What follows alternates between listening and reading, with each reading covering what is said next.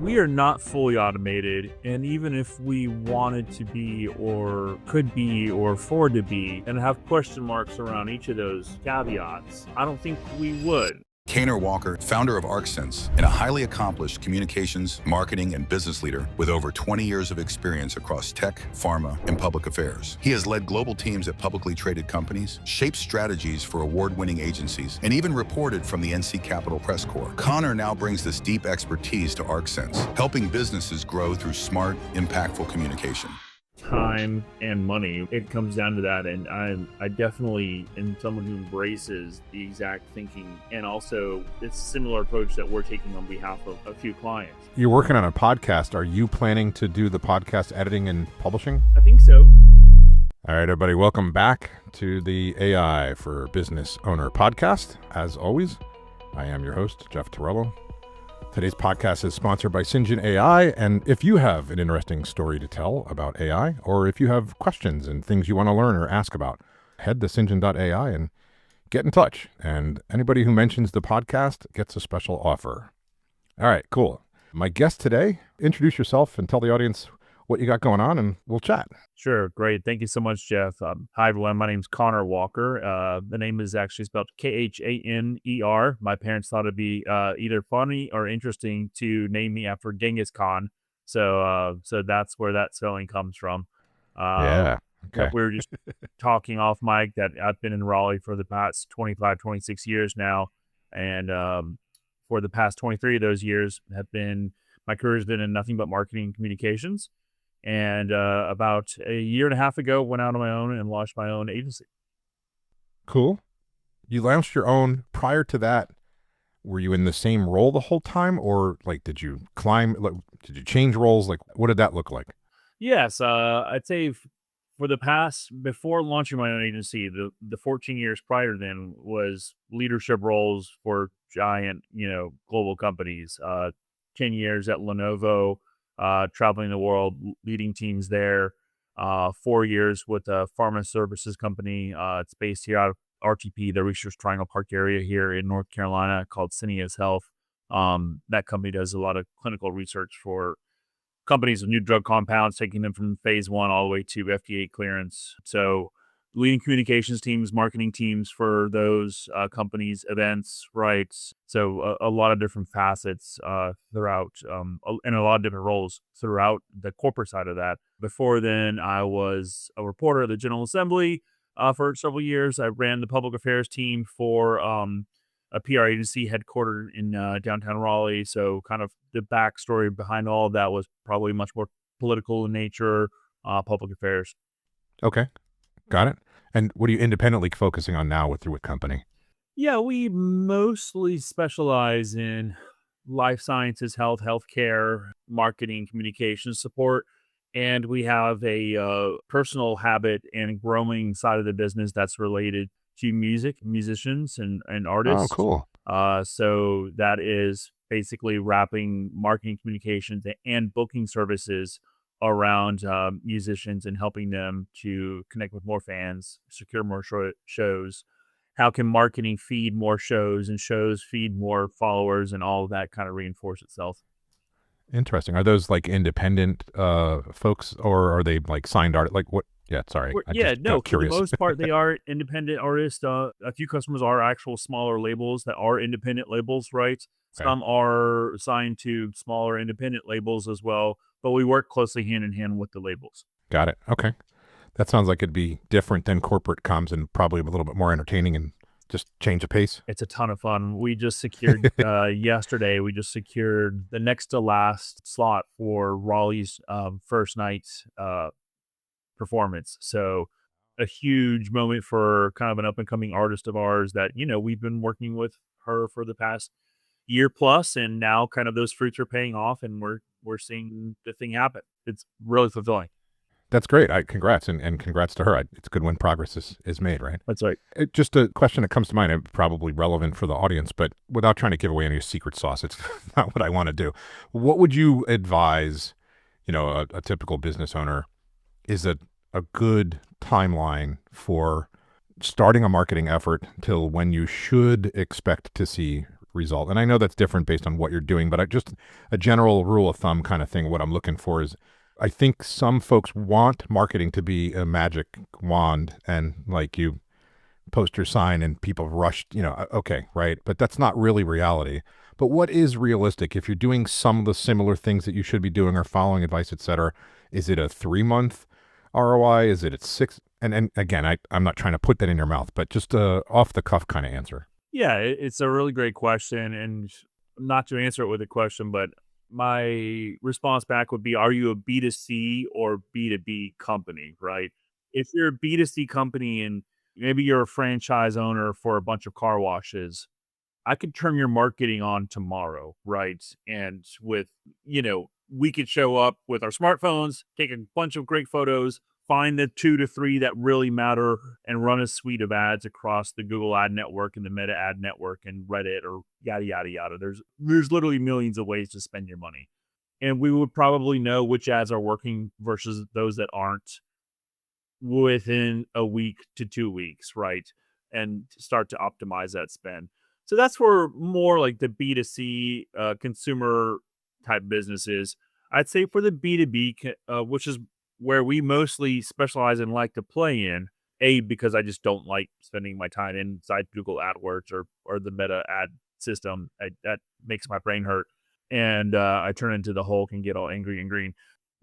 For B2B, it takes 3 months. Some people don't want to hear it, but it takes 6. I mean, we've had one of our largest clients. I mean, they're now starting to see a ton of success for plans that we made back in February. And we're like, let's stick to this. And the thing is taking liftoff right now this weekend. Like we have a full-fledged marketing campaign that is really humming along. Okay. We're laying the groundwork in that interim period. Like, let's make sure the SEO on your website is finely tuned. Let's make sure we're actively writing and publishing articles on your website. I know we can come back to this, but I would call that the long tail nicheification of AI search results, right? And let's make sure that we're ready. Your social media is ready for that marketing campaign. So when someone clicks on, just maybe a user's first inclination is to visit you on LinkedIn or Instagram, they don't want to see tumbling tumbleweeds or just like photos of your dog, right? They want to see a professional looking thing, right? And they may not even click on anything. They just may scroll and just kind of look and just see from the still cover images. So it's all that prep work that goes into that B2B campaign launching. And then once the prep work is done, it's kind of like the potato's been preheated and we're ready for the toppings, baby. I hear you. No, by the way, you gave me an image of Genghis Khan Hulk because you were like, I turned into Hulk. And I was like, okay, wait a minute. There you go. Sorry. We should like that as a TV show or something. Thank you for answering it, and I thank you for being extensive in the answer. I think it's a really good topic. I think a lot of folks who aren't in marketing, or a lot of businesses aren't marketing businesses. There are other businesses that need marketing in order to survive. But you're an expert in this field or that field. Not to minimize what marketing is, not to minimize what any expert is, but you don't know what you don't know, and so you're like, well, this should just be easy. Of course, it should be easy. That's why you're an expert over here. That's why there's an expert over there. But yeah, especially when if you're a small business owner and you need marketing in order to generate revenue. And so that's stressful because it's not just, hey, I got to do this effort. It's, hey, I need to make this money. And so I've got to spend and I got to wait. And there's I know everything I'm saying, I'm trying to help listeners grasp where I was framing that. But yeah, no, I do appreciate that answer. And does that change for you on the B2B side? Does it change for you? I want to ask this the right way. There's ways to just do what we'll call organic or generic, like you got a person who's creating content that's natural for their business. Let's say they're consultants. So their LinkedIn has articles and opinions about things that they think are relevant. Maybe they have a website with the same stuff on it. Okay, cool. And that's some level of, you were mentioning about people want to go to your LinkedIn or to your website. And I consider it what a general consumer or a mid-level person would consider due diligence. I looked at the website. It doesn't look like a scam. Right. There's not a lot more happening there. No one's digging in and saying, oh, it looks like they wrote this 3.5 days. That's not the thing that people are looking for. But it doesn't look like it was, generated by an AI or a bot and it has junk on it and it's not spelled correctly. Right. It passes the sniff test, like you say. And then they make their decision from there. There's a call to action. There's a call me. There's a phone number. There's an offer, whatever. Cool. Do you differentiate? Your answer is probably going to be all of these together, but I'm trying to make it easy for folks to grasp. Do you differentiate that somewhat organic with paid ads, where you probably need the website and LinkedIn anyway, but the paid ads have a different performance target? They're looking to do something different, or in your world, is it all the same, and it's just part and parcel? You have to do all of it. Yeah. Again, it's a generic question because I know you No, can't. You need details, but tracking to that 100%. I guess what I would say is you're talking people anytime you see an article that says blank is dead, they're just trying to sell you something new. You're talking right, about different parts of the marketing funnel, which is still very much alive and is still very much a thing, right? It's just expanded and collapsed and expanded and collapsed again, you know. So one is consideration, right? You're just actively searching, and there are moments along that journey that it can take you one of a million directions, right? You may skip, like I do, you may blow past the first three results in Google Chrome, right? And just go to the organic ones right, and look at those top two or three. And then you're bouncing around their website for 20 seconds, right? That sort of thing. right, right. But you're not going to make a decision today, but now I got you or whatever, right? And my AdWords campaign will go back to you and target you, right? Or users like you, kind of with something a little bit more programmatic that is meant to get you at a different part of the funnel. So again, it's all there are ways to slice and dice everything for bespoke journeys along that path. You're just talking about a more complicated marketing tech stack and in just more time in the digital weeds than anything. Can it be done with quote unquote one version of your website with one landing page of your website versus 20?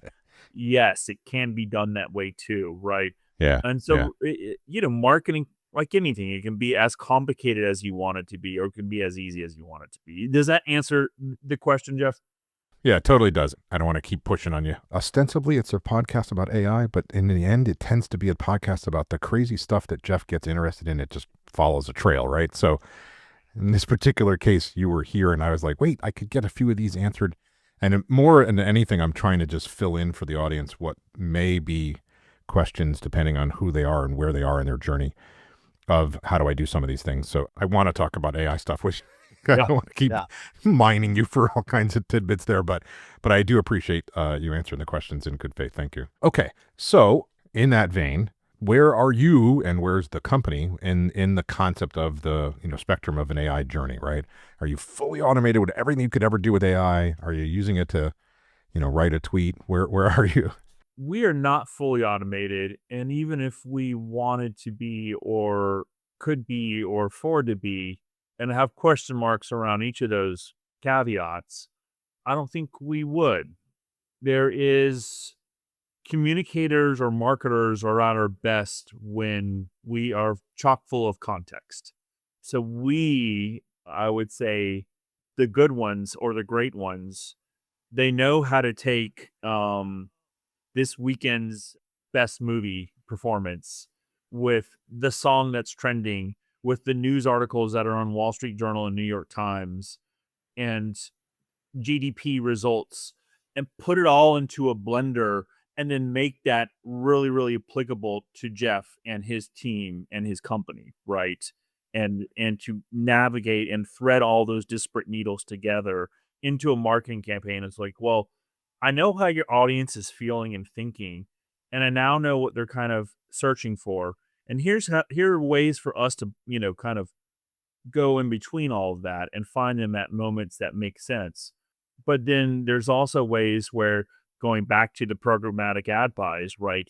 Yes, AI should be used there, and to fine tune your spend and to lower your cost of conversion and kind of all those other things. Lenovo, a huge supplier to Microsoft, right? I could tell you about my first automated AI shopping experience in Beijing back in 2017, question mark, right? But that was using smart AI vision that is, facial recognition, and however you feel about China and facial recognition, they've been doing it for a long time. So it's been a while that I've been using Teams and Teams recording meetings and, and capturing, those notes and then me editing those notes, right? And then kind of editing them in a way that may find, ChatGPT or Gemini or whoever might find it useful to think about these things where it's like, okay, I have the meeting notes. Here's my version of the meeting notes or my additional thoughts into this. Now let's turn that into a tweet or let's turn it into 7 or let's turn it into a press release, right? And then with each of the platforms that we're using, right? Cision, a media database tool, a press release over the wire service distribution tool. It has its own AI tools as well, right? Our Yeah. social media tool has its own AI tools. So you want to find the best hashtag, want to find the best time to post. All those things are happening behind the scenes. But in my mind, it's at its best when it's kind of, we're kind of controlling at the top of with the levers. Okay. Fair enough. Are there things at the moment in the business that you wish AI could do for you or that you like want to do or offload to the AI? Like, are there things you look at and say, man, I wish I could automate that? That's a great question. I hesitate to say sales, like my own outbound sales, because there's also as a small business owner that's growing, I wouldn't say dread, but like if I were to have 20 new clients start tomorrow, I would be really sad. Um, you know, Yeah. Sad because you can't service 20 simultaneously, right? Correct, along with the 16 we have today, right? Right. And, Right. so I think the best salespeople that I've run across are the ones that truly, truly understand where I am in my phase of life as a business owner, right? And I'm just not ready for a rocket powered or even motorcycle powered sales tool, to do that. So I am cognizant of those tools out there and how they work and what they're doing. And one day we'll pull the trigger on them.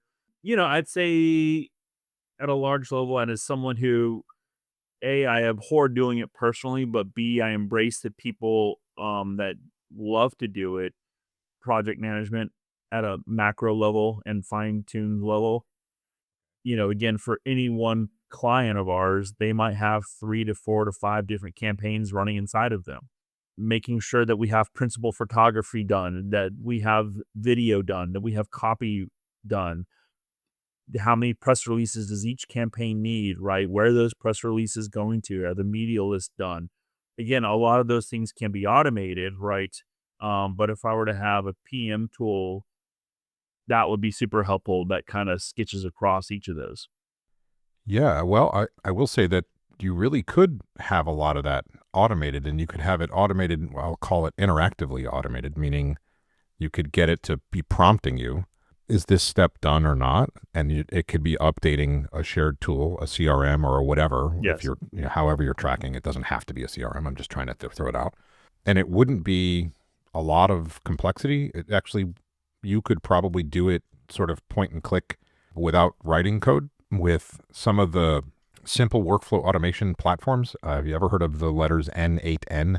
And there's others like Make and Yes. Zapier. I don't. Yeah, I'm it's not- a automation workflow, right? We're exploring it for some web dev stuff. Okay. So one of the cool things about, we'll take N8N just to talk. There's an AI node you can add into the workflow. You can then write a prompt for what that node should do. And you can make that node look at a Google Sheet or update HubSpot or on and on and on, all the connectors that you can get out of N8N, as well as like MCP tools that can talk from the agent, et cetera, et cetera. My point is, we've got an interesting scheme that we've used here internally. I asked for it to be written for me, but I really asked for it so that the team would be familiar with some of the functionality that I wanted them to learn. Every morning, I have a workflow that kicks off. It looks at a Google Sheet for a list of categories of content that I'm interested in, AI news kind of stuff, think. It then uses a search engine and goes out and finds articles on that topic within the last 23 hours. So basically new today, the last time it ran, right? It then runs an AI summarization against the article, gives me a 1-paragraph result, no more than 2 articles per topic, and throws all that into Slack so that when I kick off my morning, I have the news of things I want to read, and I have the URL available if I want to go look at more than just that summary. And I think it costs 6 cents a day to run. It's not even a money amount that would be worth of, that particular one's a little bit more creative. It's got a lot of other things going on inside of it, but like you could have a similar sort of workflow looking at your project stuff, and you could even have it interactive where you go in and you update, hey, there's now 4 articles or 4 things due for this customer's campaign X. And the engine could then send an email to remind someone, hey, did you get these 4? Like, you could have it do a lot, but this is why I wanted to talk about this. But either you or someone you hired would have to make it. Yes. And that's where, and it's time and money, right? It comes down to that. And I definitely am someone who embraces the exact thinking you're talking about. And also, it's a similar approach that we're taking on behalf of a few clients, right? Is that exact workflow. It is, but it's one of those things where when it comes to ourselves, it's just extremely hard to do. And I think that's also just a nature, again, like going back to the best sales people are, and it's hard for anyone to know this unless you've done it. It's just like, you're a year and a half into running your own small business. You've gone from 0 employees to 6, and Right. You've gone from 2 customers to 16, and your hair's on fire. Not only am I CEO, CRO, CHRO, CIO, right? I'm also head of the mailroom, and all of it. yeah, and I'm a chief snack purchaser from Costco, right? Right. And so I have 6 employees, but I've hired them for stuff I have them doing. yes, I'm doing all the other things. I can't waste the employees on getting the snacks. Are you kidding? Yeah. I need them doing this. That's right. I pay them for this. That's right, 100%. And so it's one of those just kind of unique inflection moments where, again, it's like I realize how valuable that is and how it is something that we'll really, really want to do, but it's still probably best case scenario, we're 6 months away from it. Quote unquote, worst case scenario, we're a year away from it, right? And that's just one of those things where, look, we just spent the last month, maybe, well, up until a week ago, my number one, my first employee and I, we spent 3 weeks working from basically 8 or 9 p.m. till midnight to relaunch our website. And now we're kind of doing that again to like launch a podcast. So, and there's a lot of other stuff that's just like, we're just pouring blood, sweat, and tears into marketing efforts that we know are going to pay dividends. But in terms of like, by the time we get to automating, doing the automation you're talking about, Jeff, like that's farther down the list of, Sure. of things for us to do, but where we want to spend our time from 9 to midnight, kind of doing, right? No, I hear you. That wasn't an example of you should do this. It was more of an example of this is available. Yeah. Oh, no, 100%. You're working on a podcast. Are you planning to do the podcast editing and publishing? TBD. I think so. Yes. Because again, we do this for a client, right? Today, right now. So it is something that, I know, I can't remember if we mentioned at the top or not, but, we do have a music arm to the agency that we represent several musicians, bands, labels, that sort of thing. And we want to launch a podcast that's devoted to just the bands and the music coming from, or that has come from, the Raleigh-Durham, Chapel Hill area. A, we're personally interested in it. B, it's what the business is doing. C, it's a great customer acquisition vehicle. D, it also helps our current clients that are, clients today, right? And so, it's just something we're passionate about, right? So we're thinking about doing that. And, we've put pen to paper, we've mapped out the beats, the segments, all that good stuff, right? And now it's like we are literally turning the microphones on ourselves, I think Thursday to next week. Got it. Okay. Well, there's definitely some tooling that can help you with a lot of that from a podcasting perspective. I'd love to hear it. Riverside certainly is one that Riverside.fm is how it's known. That's what we're using right now to record, and it can do a lot of interesting things for you. There's another tool that you could look at. These are usually commercial tools. They're not all free, but one's called Descript. And one of the values, especially if you're trying to create like shorts out of your podcast, you're trying to create, pull quotes, interest things you can put on social media. You're going to you can't do that correctly with captions if you don't have transcription, right? So that's what Descript can help with. There's a bunch of different AI tools, but the idea that you can get it automatically transcribed into time-stamped, here's the notice, so that now when you go edit it and you clip it, you have the accompanying transcription that you can then use other tools to turn into captions. That's right. Right? Yes.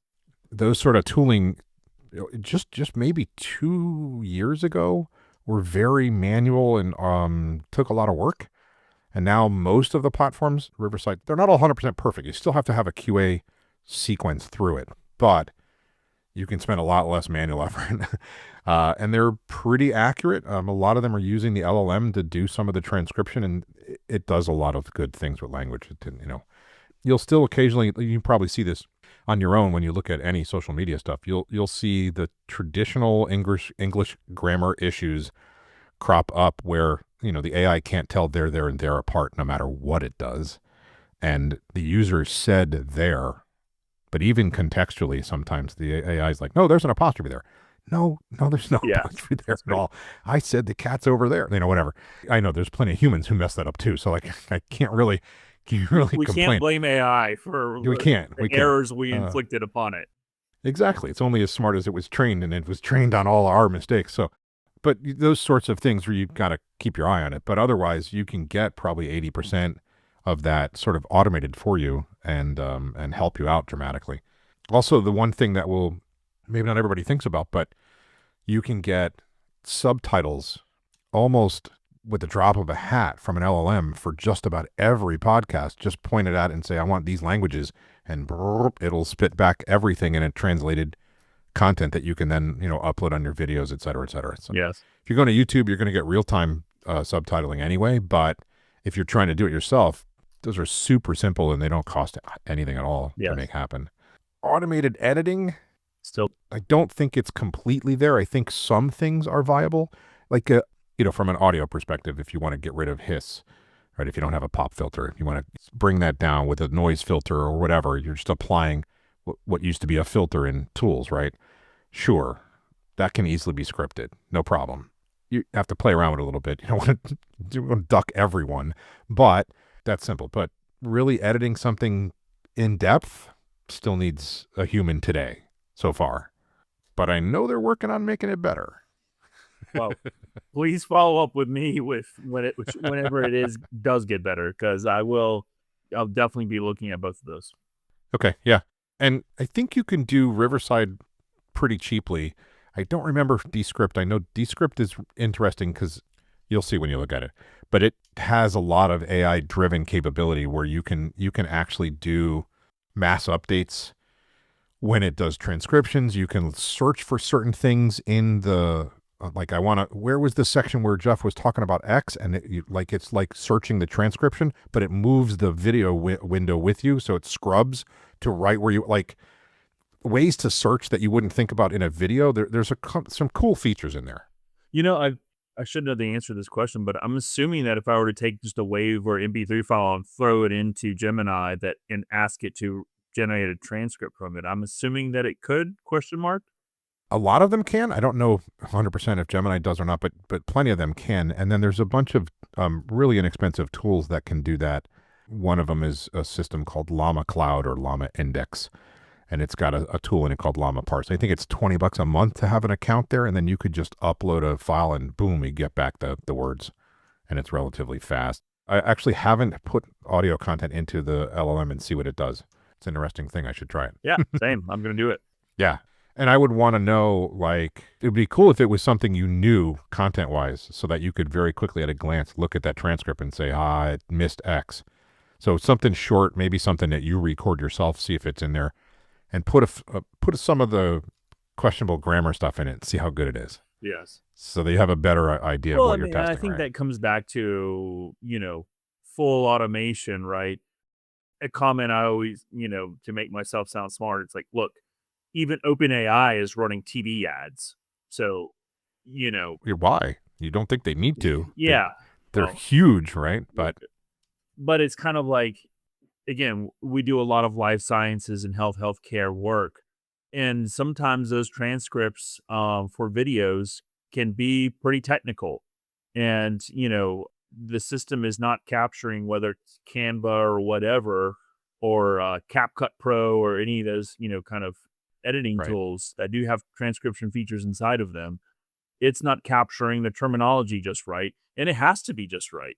So again, there still needs to be people inside of these things, and I get wary when I think of full automation, and I also just think ourselves as people, we know when we see full automation, and I'm happy as much as the next person to get a deep fake video of Jeff Bezos firing his HR team, but I don't want it to be like an actual commercial that I'm watching, or a video of a AI band, playing AI songs. That's not for me. No, I hear you. I agree. In fact, I was just working with some of the team looking at some samples of stuff because I had a thought about a tool that I was thinking about creating to make an open source project of. But I saw a post in a Reddit thread, was a brand new thread, wasn't a reply. And it was talking about a new capability that this company had built. And they were talking about so it was really just a product post. Okay, fine. And they weren't trying to hide it. They were explicit, right here, this is our product. And, they didn't say explicitly this is an ad, but it's fine. I don't think anyone would confuse it. But they looked like they were trying to make it seem like someone had come from the company and typed out a post. But it had every emoji you've ever seen and all the other telltale signs of this was probably written by an AI. And then what I querying the engineering team was like, okay, I think we can agree that this is an AI. Where is this also being posted? Yes. Right? Yep. And can we get a tool together to go find that? And so the intern actually ran and found the company's socials and looked at all the socials, and it like within the same minute, the same post appears on all the socials. Like, okay, great. So it's automated and we knew that and expected that. I'm not surprised. I don't think anybody else would be surprised. And then the driver becomes, okay, is anyone really responding to that? like why are you just trying to pump that out? And I'm not asking you to answer the questions. I'm just trying to think out loud. Like, is that valuable? Because all you're doing is just pumping content onto Reddit or pumping content into Instagram, and it may or may not be of use. And I think when people see it, they scroll and go, oh, and then they don't want to look at that company anymore because they're just throwing trash out. That's my opinion. It doesn't mean it's everybody's opinion, of course. No, I think I'm not going to call it the right way to think about it, but that's how I think about it, right? Is we collectively know when something is, garbage, and we know when to pause, right? And look and investigate, right? And again, that's why it's still, you can drive revenue, or you meet your metrics by doing that thing you're talking about with the post with the full of emojis and that sort of thing. Can it be a lot better and meet even more goals if you just talk to someone in marketing that has a little bit of experience, or talk to your kids or whatever that is, right? And humanize it a little bit, or kind of like, hey, can I get your take on this? Can you read this? Does this make sense? Is this helpful? And I think honestly, we're going the way of where marketing has to be helpful, right? And slash insightful, right? I mean, if we look at the thing that we're doing now, this kind of creative economy, influencer economy, whatever you want to call it, at its core, it's maybe perhaps insight driven, right? In the sense that whether it's Kim Kardashian's insights that we want, or Jeff's or Connor's or a company's, right? I think we're still kind of all in the same hunt for something, right? And I think the marketing needs to be, and for them, a lot of it is reflecting that. Yeah, agreed. I didn't want to take us too far down that rat hole, but it was interesting because it happened today, so I thought that was pretty funny. Well, podcasts are for rabbit holes, right? They seem to be, yeah. I get caught in them all the time. Connor, anything you wanted to cover, talk about, questions you had, et cetera, before we close it out? No, thank you for having me on. And if anyone has any questions about how to do marketing that's augmented by AI, what does that look like? Please reach out to me. I'm on LinkedIn. I'm, via the website, ArcSense Communications, whatever you'd like to do. We're here and we're happy to, I'm always happy to have a cup of coffee, whether in real life or virtual or somewhere else. Maybe the metaverse one day. I'll have a virtual meta cup of joke. Yeah. Okay, cool. All right, great. Thanks very much. It was good to have you. Thank you. Bye-bye.